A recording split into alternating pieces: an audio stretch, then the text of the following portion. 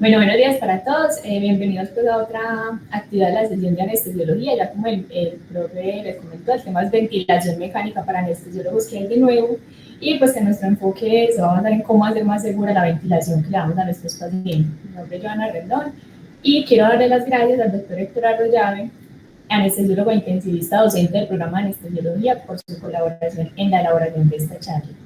Entonces, los temas que vamos a tratar durante la charla va a ser un poquito de fisiología aplicada a la ventilación mecánica. Los dos, digamos, subtemas grandes van a ser el monitoreo de la ventilación mecánica mediante curvas y bucles. Y el otro tema grande va a ser el de ventilación protectora y finalizaremos con unas recomendaciones y conclusiones. Entonces, empezando a hablar de la fisiología, recordemos que la ventilación espontánea, para que haya ese flujo de gases, ese flujo de aire, debe crearse un gradiente de presiones que va a estar dado pues como por la contracción del diafragma y de los músculos respiratorios, que van a hacer que esas presiones, tanto de la vía aérea, alveolar y pleural, se vuelvan subatmosféricas, es decir, más negativas, y con ello se dé como ese movimiento y ese flujo de aire pues a los pulmones. Eso va a tener, digamos, que unos cambios, esa disminución en las presiones me va a favorecer el retorno venoso y con ello me va a mejorar la precarga del ventrículo derecho y también me va a disminuir la resistencia vascular pulmonar y con ello me va pues, a mejorar, a reducir la poscarga del ventrículo derecho. Mientras que para el lado pues, del ventrículo lo que se me va a generar es un aumento pues como en la poscarga, pero que realmente pues no es muy significativo. Por el contrario, cuando estamos dando pues ventilación mecánica, recordemos pues que la ventilación mecánica se da mediante una presión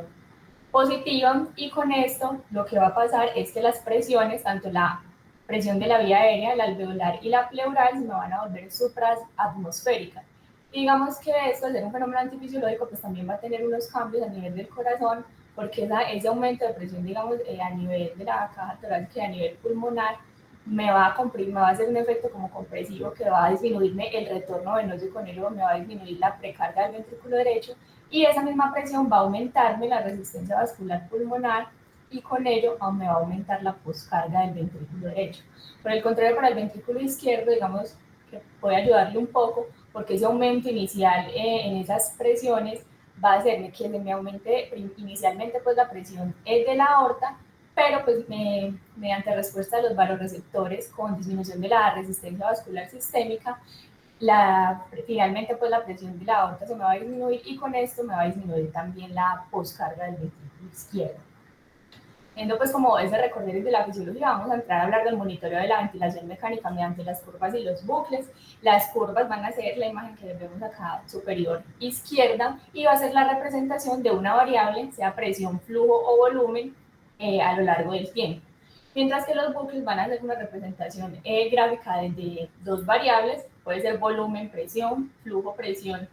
o volumen, flujo, que se repite de forma como constante o repetitiva en cada respiración, o sea que eso va a ser una gráfica que se me va a dar en tiempo real con cada respiración del paciente.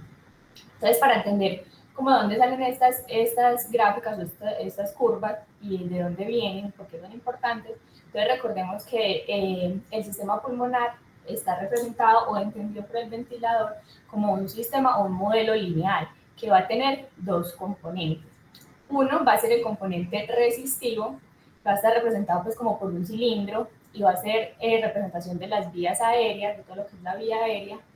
y va a describir la impedancia al flujo, al movimiento de flujo y por tanto nos va a dar la resistencia. El otro componente va a estar representado acá como por una bomba que va a representarnos el tejido pues, alveolar, los alvéolos como tal, y nos va a describir como la impedancia o la resistencia de la expansión volumétrica, y acá vamos a tener entonces la compliance o distensibilidad, vamos a usar los dos términos para referirnos a lo mismo durante la charla, y la elastancia, que va a ser pues como la inversa a la compliance. Entonces, digamos que como el ventilador interpreta ese movimiento de flujo a través de ese modelo lineal, lo hace mediante la ecuación del movimiento, que la ecuación del movimiento simplemente es una suma de fuerzas o de presiones, que va a ser diferente si mi paciente está en ventilación mecánica relajado por completo, donde la presión de la vía aérea va a representar solamente la presión que es el ventilador, a un paciente que esté o en ventilación espontánea o aquellos que tengan pues, algún tipo de esfuerzo respiratorio, donde vamos a tener que sumarle a la presión del ventilador la presión que ejercen los músculos respiratorios. Entonces, simplemente que representa la presión pues, que me ejerce el ventilador, va a ser una suma de la PIP total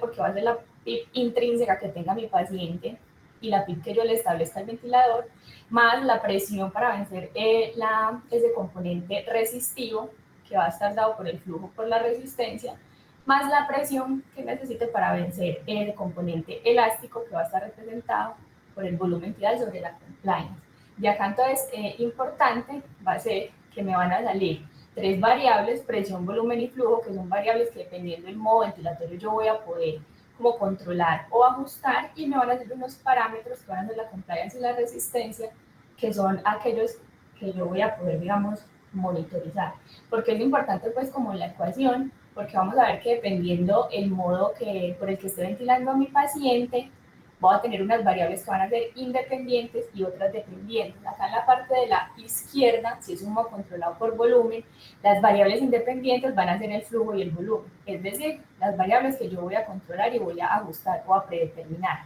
Y eso va a hacer que la parte de la presión se vuelva la variable dependiente, es la que me va a mostrar la relación entre eso que yo predeterminé y establecí, la mecánica ventilatoria del paciente. Y es por eso que en el modo controlado por volumen, la curva que más información nos va a dar va a ser la presión-tiempo, mientras que si vemos acá al lado derecho, en el modo controlado por presión, ya va a ser la presión, la variable independiente, la que yo voy a ajustar a predeterminar, y por tanto el flujo y el volumen se me convertirían en variables dependientes. Y por esto, durante el modo ventilatorio controlado por presión, la curva que más información nos va a dar va a ser la flujo sobre tiempo. Si se preguntan, pues, ¿por qué no la volumen? Porque las dos son dependientes, es más porque a menos de que sea un ventilador que sea de pistón, la curva de volumen que grafica el ventilador la hace pues como derivada del área bajo la curva de flujo-tiempo, y pues por lo tanto no es una medición directa. Entonces, ya sabiendo que en el modo controlado por presión va a ser la curva presión-tiempo la que nos va a dar más información, entonces vamos a ver como qué información nos puede dar y qué podemos interpretar. Recordemos que ya va a tener un inicio, un ascenso vertical, que es este, que me representa la presión para vencer el componente resistivo, luego un ascenso lineal, que debe ser simétrico y sin deformidades, que me va a representar esa presión para vencer el componente elástico, y va a terminar en una presión pico, que va a ser la suma de presiones que yo necesité para vencer esos dos componentes del modelo. Seguidamente va a haber en caso de que tenga la pausa inspiratoria, un pequeño escalón, que este escalón, esta pausa inspiratoria, lo que hacemos al predeterminarla es anular el flujo durante ese tiempo, y al anular el flujo, pues vamos a anular la parte resistiva y tendremos entonces como un equilibrio entre el ventilador y la presión que hay a nivel del pulmón, y por eso pues ahí vamos a tener una representación de la presión alveolar, que va a ser la presión plató. Entonces, ¿qué información nos puede dar esta gráfica? Entonces vamos a empezar con el índice de estrés, que lo que nos va a describir es como el grado de concavidad de la curva presión-tiempo. Digamos que para que esto pueda ser interpretable deben cumplirse unas condiciones, ¿cierto? Les mencioné que ya debe ser sin deformidades, pero para que poderlo interpretar tengo primero que tener un flujo que sea constante, que sea cuadrado, que sea entregado de forma constante pues a nivel de todas las respiraciones, y mi paciente además debe estar completamente relajado y no tener esfuerzos respiratorios, porque los esfuerzos respiratorios pues me van a deformar la curva y me van a hacer interpretaciones pues erradas como del índice. Él viene pues como de una fórmula que realmente no vale la pena mencionar, porque pues los estudios han mostrado que la sensibilidad y especificidad para evaluarla mediante el ojo clínico es alrededor del 96%. Y es algo muy sencillo. Normalmente el índice de estrés va a ser 1 y va a ser el ascenso pues, lineal que les mostré sin deformidades, pero digamos que me puede dar dos panoramas. El primero, que es, miremos acá sobre la derecha, cuando el índice de estrés está mayor de 1, que lo que me va a mostrar es una concavidad hacia abajo de la curva. ¿Eso qué me quiere decir? Que en un momento determinado, a pesar de un flujo constante, por eso la importancia del flujo constante durante la inspiración, a pesar de que la presión fuera aumentando, el volumen como que no aumentaba de la misma forma gradual, como que hubiera una resistencia a que ese volumen se quedara atrapado dentro de los alvéolos, o incluso no se quedara atrapado pues como lo suficiente. Y eso me va a hablar de sobredistensión. En este caso, ¿qué debo hacer? Probablemente ajustar el volumen, porque puede que esté siendo muy excesivo para el paciente, o también ajustarle la PIB, porque también puede que esté como siendo excesivo. Por el otro lado, acá en la izquierda, cuando el índice de estrés es menor a 1, lo que nos va a dar es que la curva va a mostrar una concavidad, pero ya no hacia abajo, sino pues como hacia afuera, y lo que me va a representar es que a pesar de tener un flujo constante, durante la inspiración con los aumentos de presión, hubiera un mayor aumento de volumen que el esperado, o sea, como que si mayores cantidades de unidades alveolares alcanzaran ese punto de apertura crítica y estuviera reteniendo pues como mayor volumen. ¿Esto qué me quiere decir? Que hay un potencial de reclutamiento y lo que debo hacer probablemente acá es ajustar los valores de PIB porque estén siendo subóptimos para mi paciente. Ahora, ¿cómo voy a interpretar un aumento en esa presión pico? Recordemos que la presión pico dijimos que era la suma de las presiones para vencer esos dos componentes. Entonces, para yo identificar si el problema viene de un componente o de otro, me va a servir la pausa inspiratoria. Si vemos acá en la parte de la izquierda, una presión pico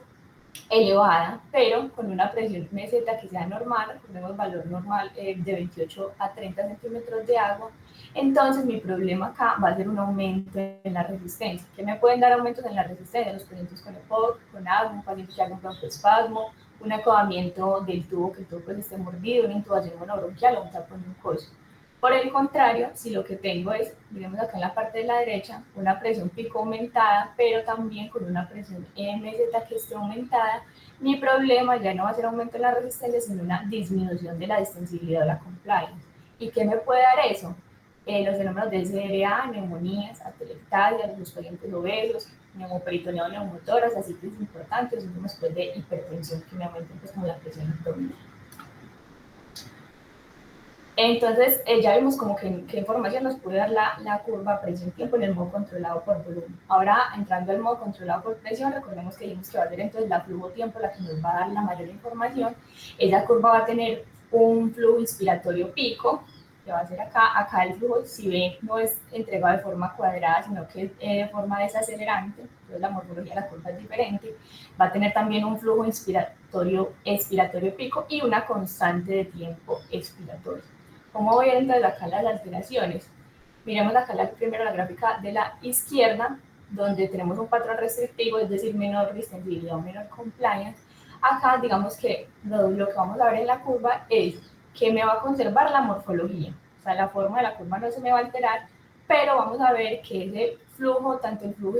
inspiratorio como expiratorio pico, van a aumentarse, entonces me van a volver acá, van a aumentar como su amplitud, y se me va a disminuir esta constante de tiempo expiratorio, como la vemos acá, como si el pulmón se llenara muy rápidamente, pero también se desocupara de aire muy rápidamente. Esto cuando la sensibilidad está disminuida de forma pues, muy pronunciada, puede ya llevar también a que me comprometa el volumen, o sea, que se me caiga el volumen vital. Por el otro lado, si es un patrón obstructivo, o sea, de mayor resistencia, la morfología de la curva sí me va a cambiar, miren que se va a volver cuadrada, como si fuera un modo controlado, si recuerdan, como si fuera la curva del modo controlado por el volumen, porque se me va a empezar a caer ese flujo expiratorio pico. Y también se me va a empezar a disminuir o a cortar ese flujo expiratorio pico, y acá, por el contrario, esa constante de tiempo expiratorio se me va a empezar a prolongar, que incluso si el fenómeno pues, obstructivo es muy marcado, puede llevarme a fenómenos de autopip, que ya vamos a ver pues, como más adelante. Ahora, ¿cómo identificar respiraciones espontáneas? Entonces, dependiendo del modo por el que esté ventilando a mi paciente, si estoy en un modo controlado por volumen, las voy a identificar en la curva presión-tiempo. Las vamos a ver como, miren acá, como unas desviaciones hacia abajo de la línea de base, que lo que representan es el esfuerzo respiratorio del paciente, que entre mayor sea esta desviación, pues mayor va a ser el esfuerzo respiratorio. Por el contrario, si fuera un modo controlado por presión, lo que vamos a ver ya no van a ser desviaciones negativas, sino desviaciones por encima de la línea de base, que van a verse en la curva pues, flujo-tiempo. ¿Cómo vamos a identificar las fugas? Entonces podemos empezar a ver si estamos en un modo controlado por volumen, que la presión MZ se nos vuelve como inestable, como que no es constante, como que varía, y si estoy en un modo controlado por presión, voy a empezar a mirar que se me va a perder la relación entre el área o la curva en el flujo, tanto en el flujo expiratorio como inspiratorio, que normalmente es proporcional. Entonces me va a empezar a aumentar esa área inspiratoria y miren que la área expiratoria va a empezar a disminuir o volverse más pequeña. Lo que puedo hacer ahí en ambos modos es irme a mirar la curva volumen-tiempo, que digamos que es como la mejor para identificar las fugas. Y lo que vamos a ver es que miren que la rama expiratoria, que es esta que inicia acá y baja, no llega a la línea de base, no llega a cero. Hay como un espacio, una pérdida de un volumen antes de que inicie un nuevo ciclo inspiratorio. Entre mayor sea ese espacio, pues mayor va a ser la fuga que tengo en el circuito, en el sistema. ¿Cómo vamos a identificar las secreciones? Las secreciones se van a ver en cualquier curva, las podemos evaluar como unas oscilaciones de alta frecuencia, que son pues múltiples y se mantienen a lo largo pues como de toda la curva, y me van a representar pues no solo secreciones, sino que también van a aparecer cuando hay una condensación excesiva pues como ya de las vías respiratorias o del circuito en el ventilador.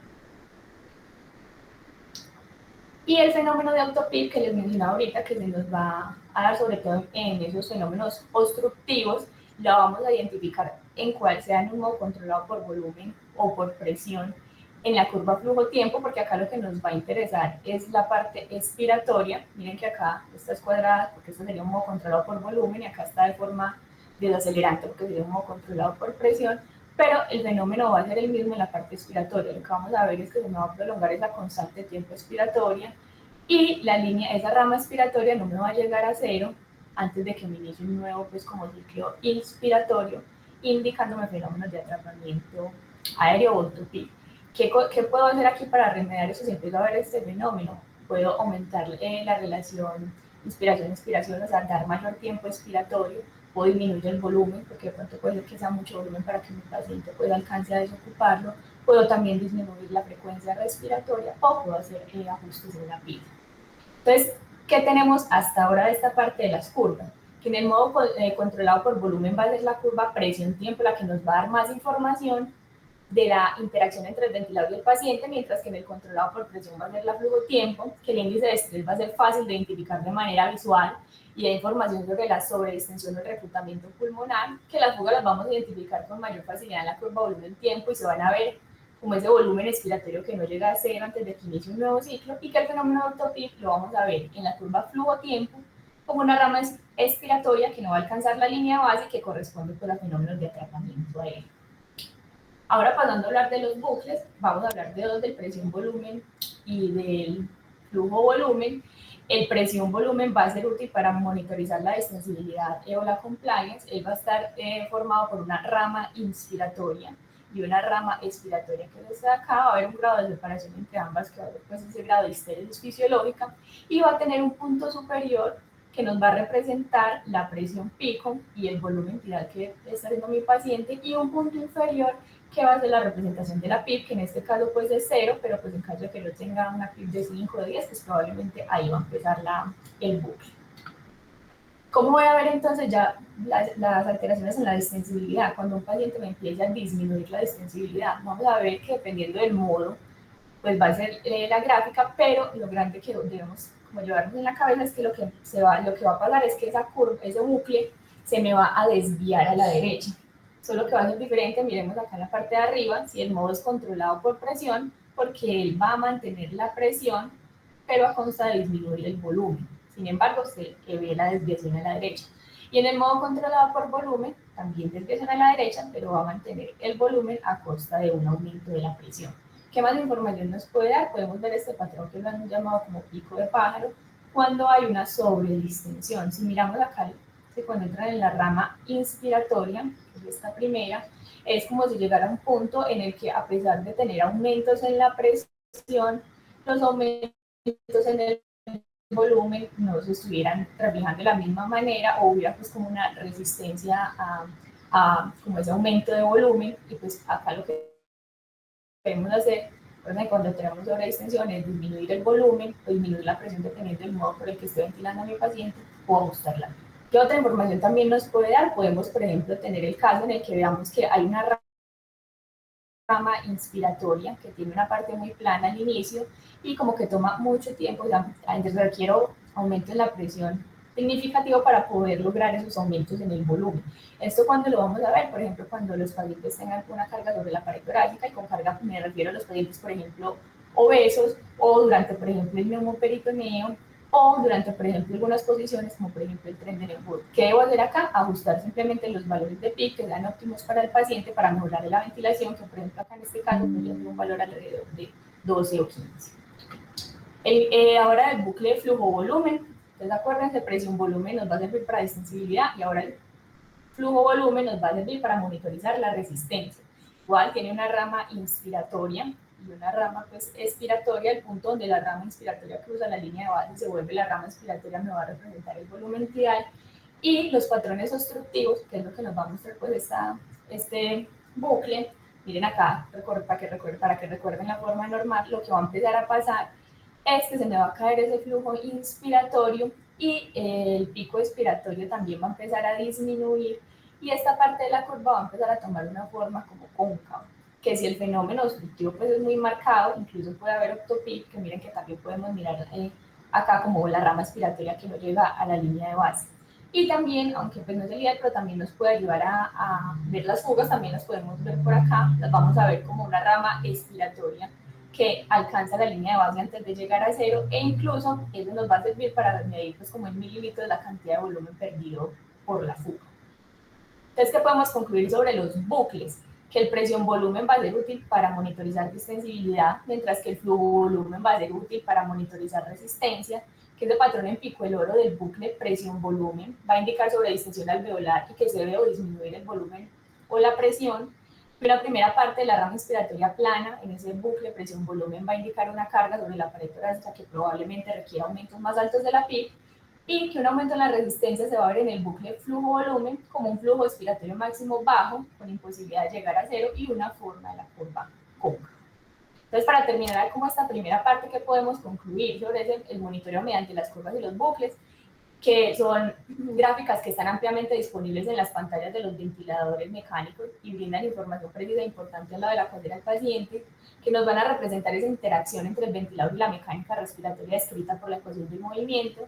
que son útiles para optimizar la estrategia ventilatoria y analizar la fisiología de un proceso determinado o cambios en el estado clínico, y nos van a ayudar a proteger a los pulmones y a optimizar pues como esa sincronía entre el paciente y el ventilador.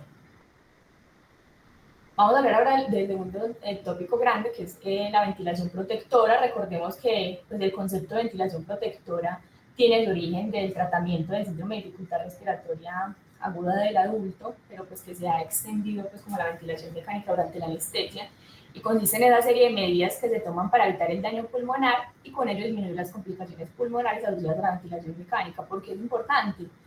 Porque las complicaciones pulmonares postoperatorias tienen una mortalidad como sustancial, cuya incidencia, dependiendo pues del estudio, puede ir hasta el 33%, y la tasa de mortalidad a 30 días puede tener valores tan altos como hasta el 20%. Para que recordemos las causas pues como de Billy, de lesión inducida pues asociada a la ventilación mecánica, que básicamente son 4: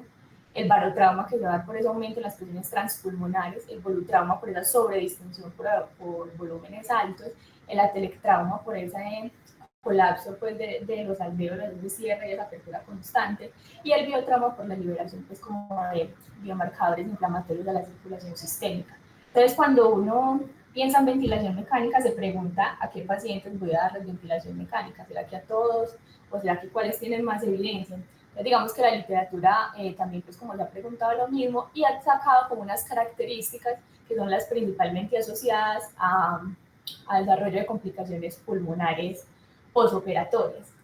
que son tanto del paciente como de la cirugía, como del manejo anestésico. Abajo les traigo los 10 que mayor evidencia tienen y que más se ha asociado con complicaciones pulmonares postoperatorias, y que probablemente sea en estos 10 casos, en estas 10 características, donde yo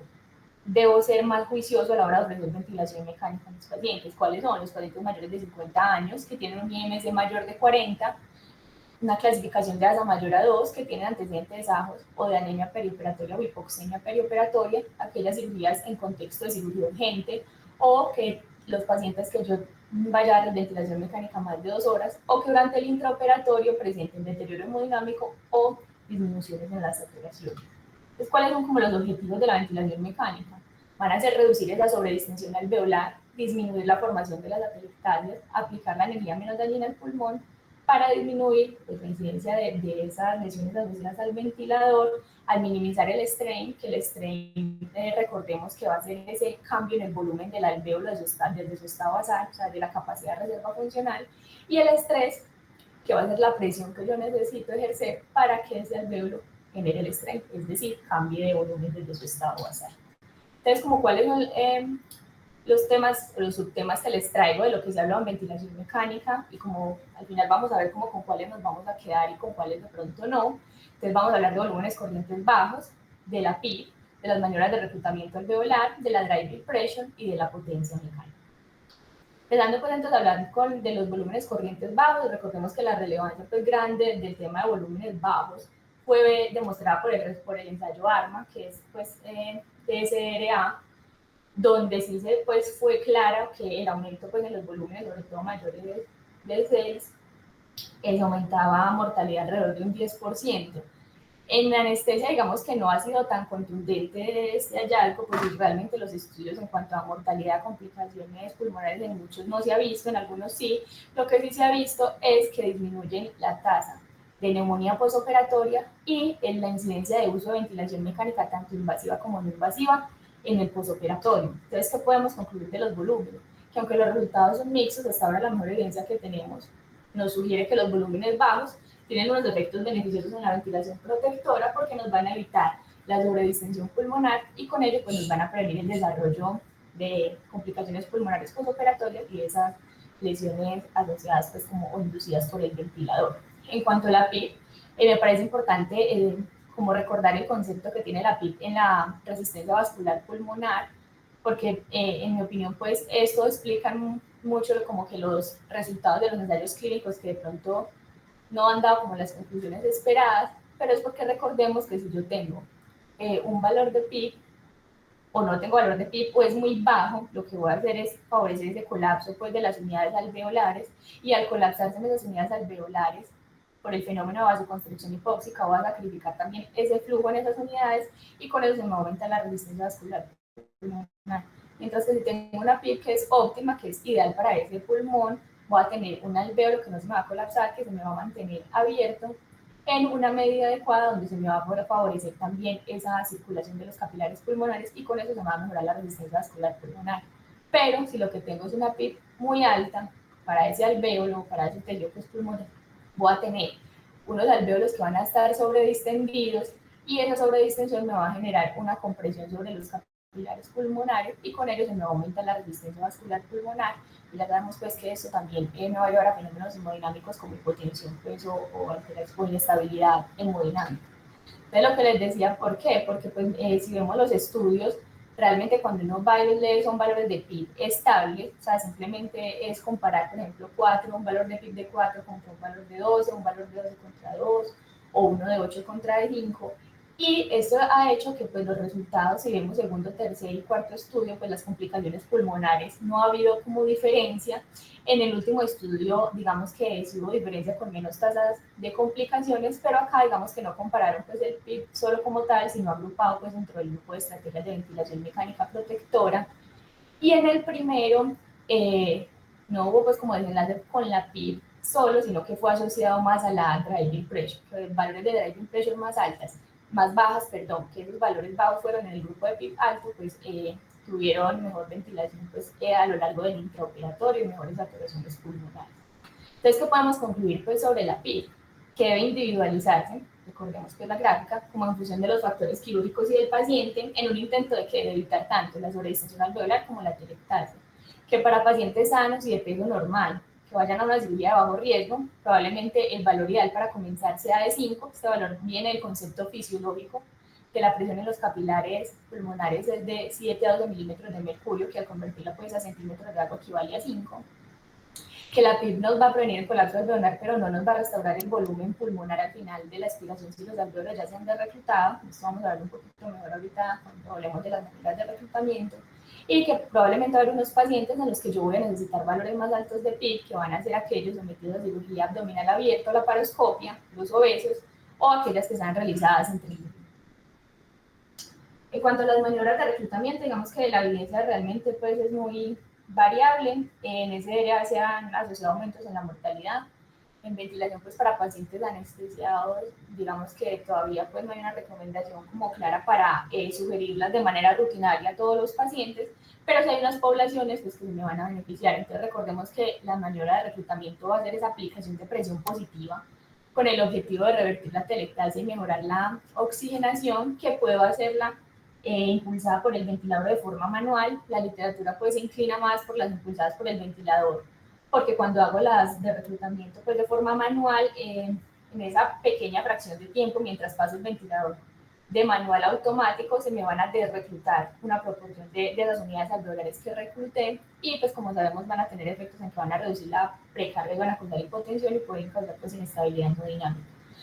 En caso de que vaya a hacer una que sea de forma manual como la voy a hacer, pues voy a ejercer una presión de mínimo 40 centímetros de agua, que puede ser más, por ejemplo, para los obesos de 50 o incluso un poco más, por 7 a 8 segundos, con unas metas de una saturación mayor a 90, ojalá con unas FIO2 que no pasen el punto 6. Si la voy a hacer impulsada por el ventilador, entonces va a depender del modo por el que esté ventilando al paciente. Si es un modo controlado por volumen, voy a hacerlo como con aumentos graduales del volumen corriente, y si es un modo controlado por presión, voy a hacerlo con aumentos graduales de la PIB, puede ser de 2 en 2, hasta, hasta una presión pico de 40, y tratando de mantener esa driving pressure en 15. ¿En qué pacientes, digamos, que van a tener mayor evidencia? Probablemente sean en las que vamos a usar estas maniobras, en los pacientes obesos. En los niños se reclutan más rápido y más fácil que los adultos, cuando haya desconexiones del ventilador, y en caso pues, de la cirugía nos van a ser útiles en la abdominal abierta, la laparoscopia y la toracoscopia. En cuanto a la driving pressure, entonces recordemos que la driving pressure va a ser la diferencia entre la presión meseto y la PIB, y van a requerir pues, la punta inspiratoria para poder calcularla.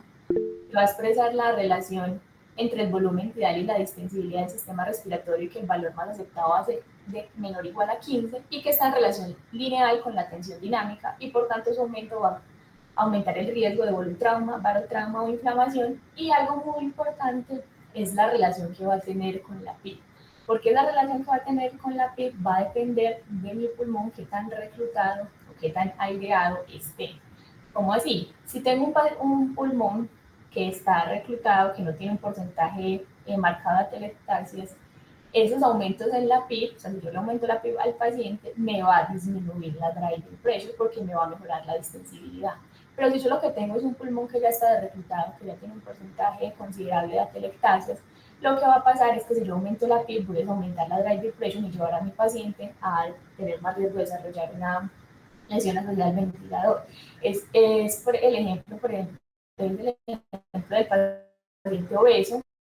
que digamos empezamos cirugía y empieza a desaturarse en el intraoperatorio, y digamos que uno empieza pues como a aumentarle la PIB, pero probablemente si ya pasó un tiempo considerable, su pulmón ya esté muy desreclutado, y yo lo que debo hacer primero es una maniobra de reclutamiento como la que vimos anteriormente, para ahí sí hacer el ajuste de la PIB y obtener el beneficio en la driving pressure. Que han mostrado pues los estudios, la verdad pues la driving pressure viene como recolectando mucha evidencia y se está convirtiendo pues como una de las estrategias ventilatorias fuertes hasta el momento, pues como en anestesia, digamos que muchos vienen derivados de desenlaces no primarios sino secundarios, o de ensayos que son de cohortes retrospectivos pues, o prospectivos, pero digamos que lo que se ha visto es que el aumento de la driving pressure sí se asocia con el desarrollo de complicaciones pulmonares postoperatorias. Y, por ejemplo, en este metaanálisis, aunque fue pues en el análisis secundario, sí asociaron la driving pressure como único mediador significativo de los efectos de la ventilación protectora. Entonces, ¿qué se puede concluir? Que la presión de conducción se reconoce cada vez más como una de las variables más importantes para minimizar la tensión dinámica durante la ventilación mecánica, que es algo que se puede monitorear y ajustar de forma fácil en el quirófano mediante los ajustes o del volumen tidal o de la PIB. Que la presión de conducción actualmente es uno de los nuevos predictores de lesión inducida por el ventilador, ya que niveles más altos de driving pressure se han asociado con tasas de complicaciones pulmonares mayores, que un valor de driving pressure durante la ventilación intraoperatoria seguro y aceptable va a ser menor o igual a 15, y que lo que vamos a intentar es ajustar un valor de PIB que me dé como resultado la driving pressure más baja para el volumen por el que estoy ventilando a mi paciente, con el fin de como apuntar a dos factores principales para la disminución de complicaciones pulmonares postoperatorias, que van a ser limitar el estrés y reducir esa atelectasia. En cuanto al último subtema que les traigo, es el de potencia mecánica. Digamos que este es un concepto reciente, digámoslo relativamente, se empezó a hablar del en 2016, en un estudio hecho por Luciano Gattinoni, que realmente lo que se buscó, su hipótesis era como agrupar todas las causas, todas las causas de daño, pues que pueden llevar al daño pulmonar, a la lesión inducida por el ventilador en una sola variable. Si vemos acá la fórmula, que pues no vale la pena explicarlo, pero simplemente si recuerdan la ecuación del movimiento al principio,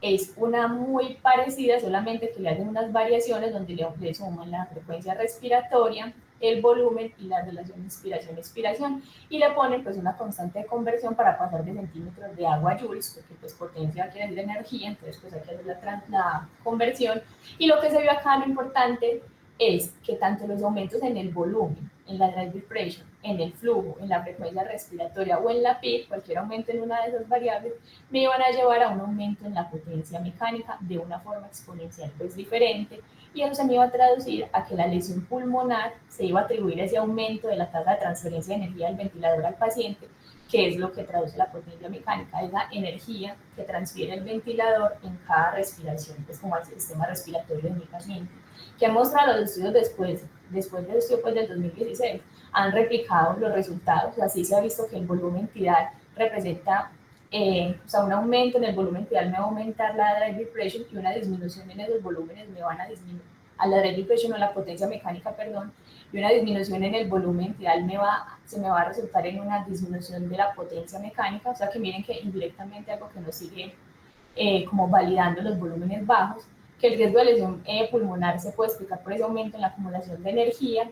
y pues todavía no hay estudios pues, como en anestesia, pero en los pacientes con SDRA y en los pacientes pues, críticamente enfermos, sí se ha visto que ese aumento de la energía aplicada se correlaciona con desenlaces pues, como mortalidad.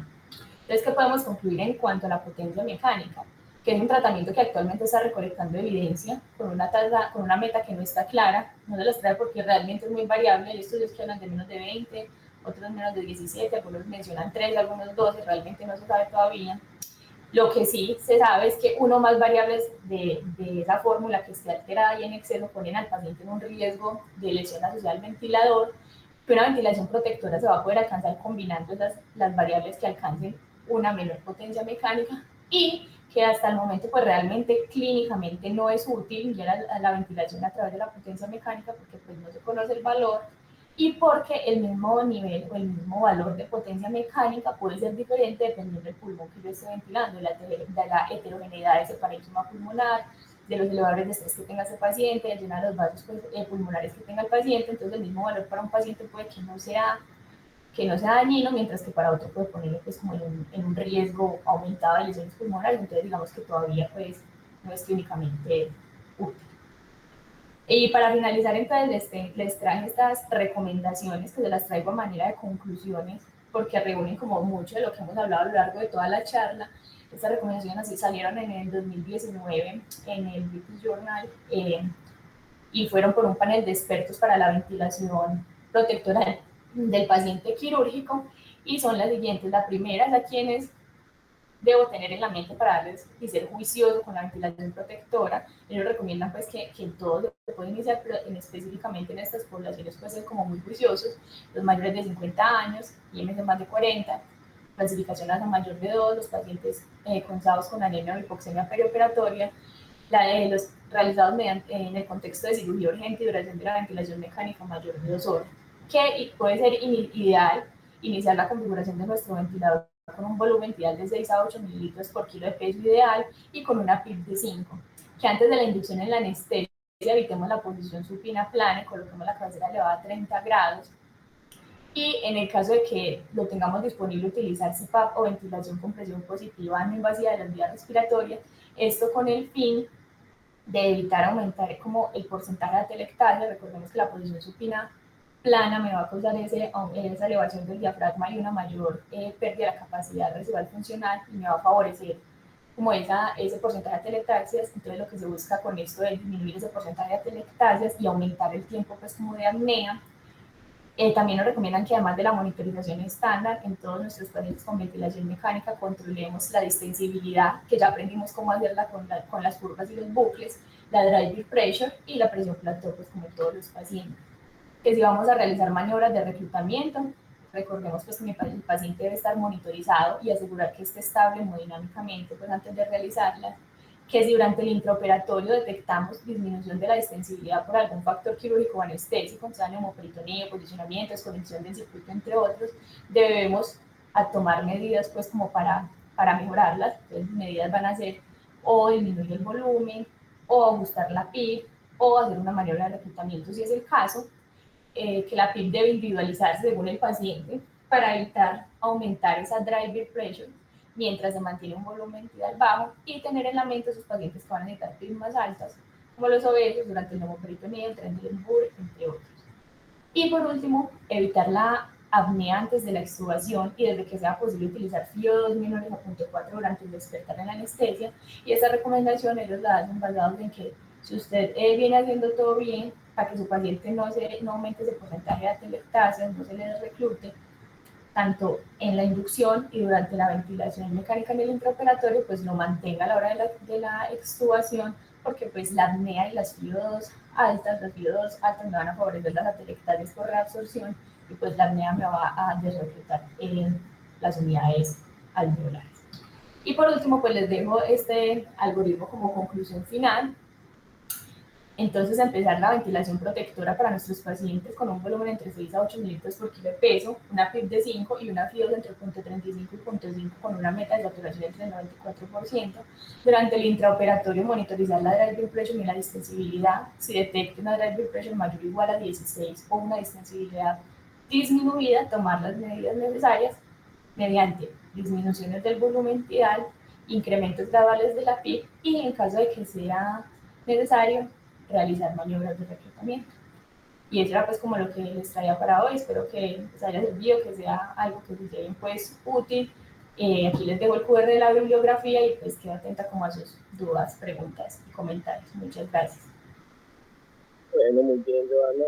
Como pueden ver, yo creo que un tema que lo trató de manera muy exhaustiva, Joana, recuerden que ella es la residente primeramente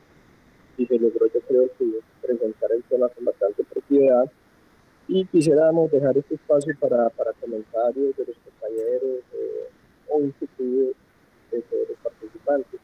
Joana, también puede ayudar si alguna de las personas levanta la mano.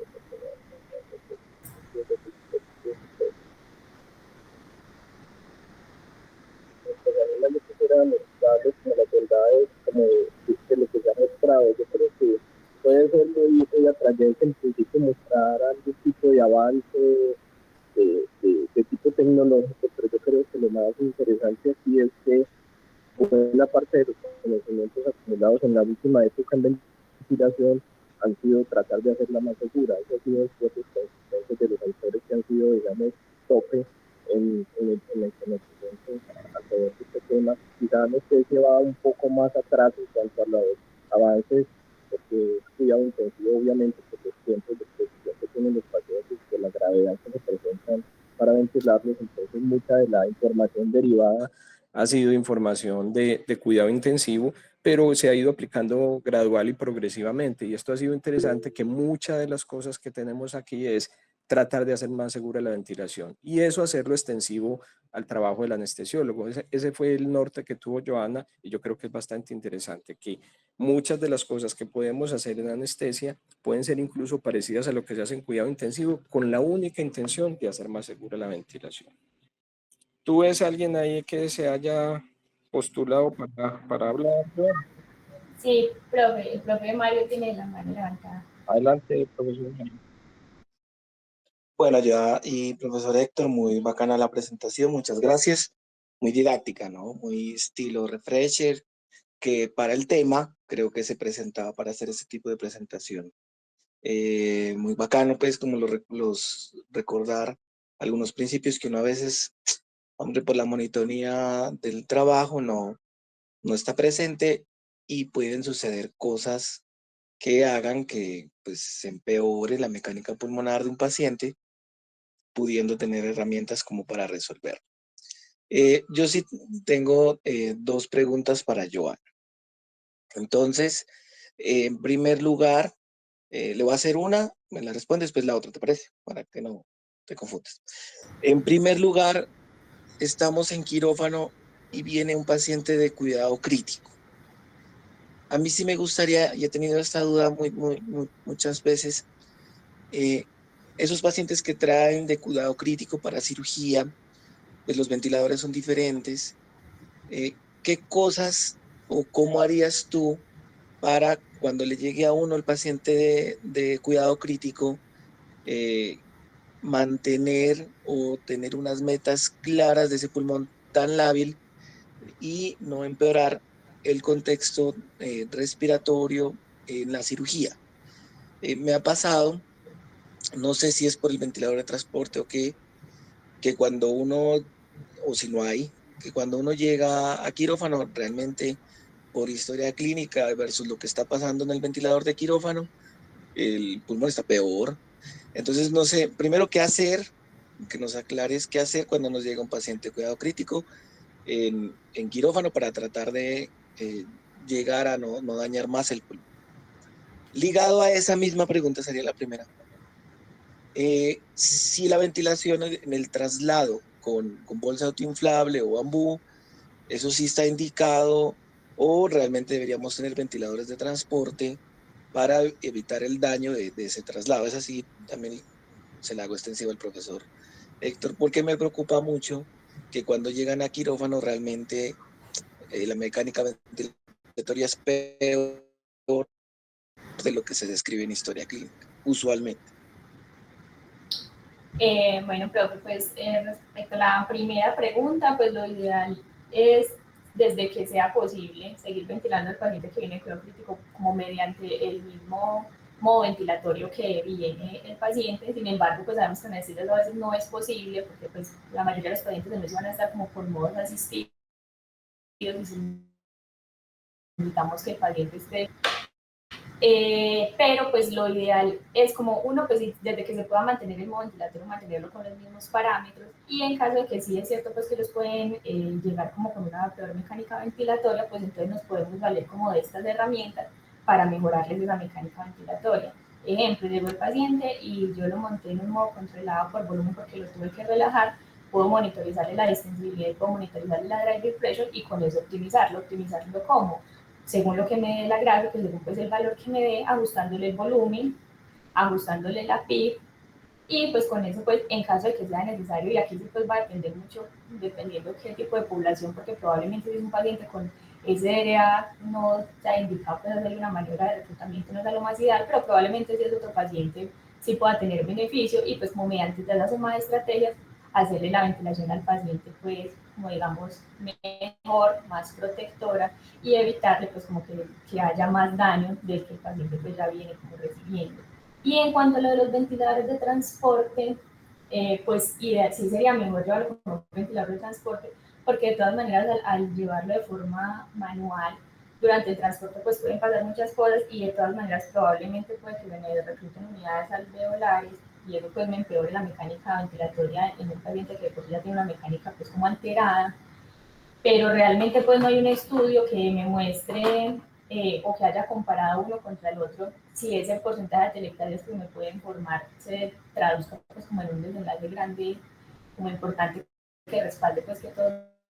deben ser como llevados con ventilador de transporte, pero pues sí sería como un día. Pues yo creo que son preguntas bien interesantes, como las que suele hacer Mario. Y yo creo que pues Joana está, pues digamos, enfocada. O sea, una de las cosas más importantes, sin duda, y es intuitivo, pues uno debe mantenerlos como el nivel de ventilación, la estrategia que se ha utilizado, porque esa normalmente se ha gastado en la medida que el paciente está más enfermo, pues digamos, más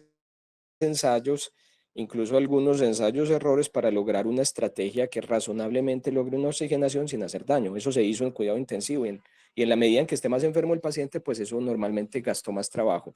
Entonces lo que parece más lógico es mantener eso, pero entonces ¿cómo mantener eso? Pues se cae de su peso que pasar el paciente a un sistema de transporte diferente, a un ventilador por lo menos diseñado para esto, pues es una estrategia muy mala si se inició así desde cuidado intensivo. A veces se tiene que hacer por ausencia del dispositivo. Digamos que esto es bastante malo y hace parte incluso de un capítulo importante que es el del transporte del paciente. El transporte interno de los pacientes complejos debería tener todas las garantías. Entonces, como mínimo, el ventilador de transporte debería estar garantizado.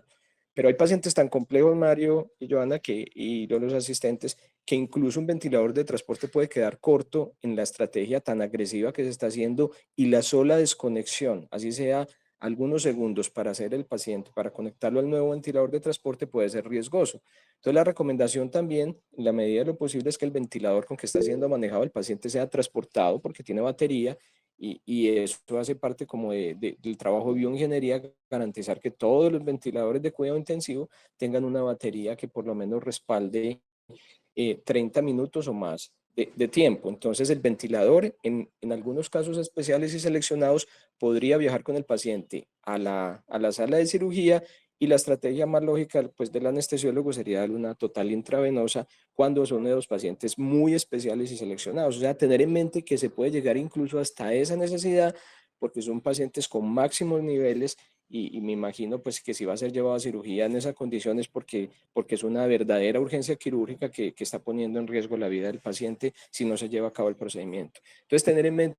Mario, que todas esas posibilidades están en el camino y que como estamos en hospitales como el nuestro, en Alma Mater, el San Vicente de Paúl, que son verdaderos hospitales de cuarto nivel con máxima complejidad en el aspecto ventilatorio, tener en cuenta que un anestesiólogo se puede enfrentar a esta situación y que esas tres posibilidades deben de estar en el camino. Y la más regular de todas, sin duda alguna, es bajar el paciente en la medida que esté complejo a un sistema de aire RIS o peor todavía un ambú donde no se puede controlar ni siquiera una mínima presión. No sé si quedó como satisfecha como la inquietud que tenía. Sí, definitivamente. Pienso que nos quedaría una tercera opción y hacer la cirugía en quirófano, en cuidado crítico. Digamos que eso también se ha hecho, parte de la comunicación. Yo creo que lo que haría para complementar es, hombre, comunicarse con el equipo de cuidado crítico es fundamental, porque hay unos de estos pacientes que realmente incluso se podrían hacer en la propia unidad. Bueno, Joana, el segundo escenario ya la suelto y le agradezco. Usted habló del PIB fisiológico como un PIB basal de 5 en la presentación, estoy completamente de acuerdo, y mostraste la relación de tener un PIB muy bajito, donde son alvéolos que no se ventilan y al final tampoco se perfunden por la vasoconstricción pulmonar hipóxica, o tenerlo muy alto donde están demasiado dilatados, ¿cierto? Y por eso empezar con 5 y bueno, mirar con los bucles a ver cuál sería el óptimo. Pero a mí me gustaría preguntarte, en el caso específico de los pacientes obesos y en el caso cuando se aumenta la FIO2 dentro de los parámetros por requerimientos ventilatorios, ¿cuál sería la relación con el PIB en esos casos? Profe, bueno, en cuanto a los pacientes, bueno, y no, creo que no solo aplicaría para obesos, sino como en general, pues las FIO2 altas, digamos que en la evidencia, pues, y lo que ha mostrado la literatura es que aumentan pues, o ponen en riesgo por esa atelectasia por reabsorción y no es lo ideal. Y de hecho, cuando tengamos un paciente obeso, como el caso pues, que usted me preguntó, que se empiece a desaturar en el quirófano, la idea es que la medida inicial no sea aumentar esa FIO2, porque al aumentar esa FIO2 puede que enmascare el problema ventilatorio realmente del paciente, que puede ser que esté pues como muy de reclutar, que lo que necesite pues es como un aumento en la PIB y que después lo que haga es aumentar el grado de atelectasis cuando haga pues esas atelectasias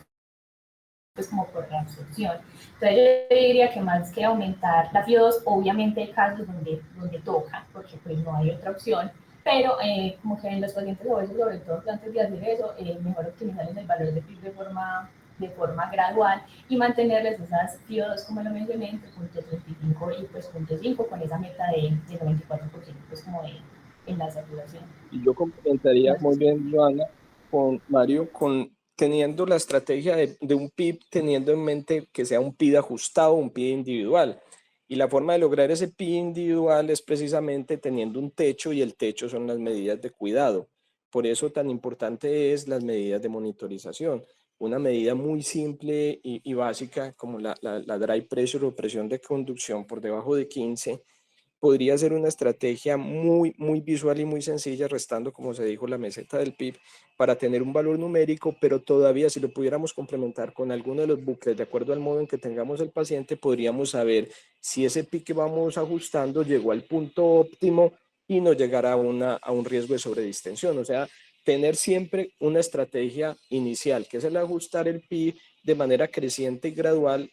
pero con una estrategia como de límite, que serían las medidas de monitorización, en principio numéricas como la dry pressure, pero visuales tan simples como como las curvas o los bucles. Entonces yo diría que esa sería la estrategia más lógica y segura para hacer más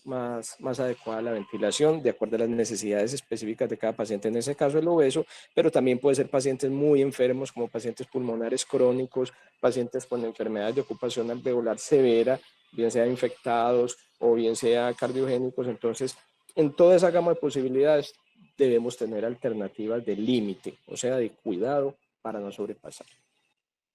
No sé si tienen más inquietudes, Mario. Gracias Muchas por gracias. la No, muchas interacción gracias. y hacer muy dinámico esto, que yo creo que termina siendo bastante útil. Joana, ¿ves algún otro participante o alguna otra inquietud ahí en los asistentes?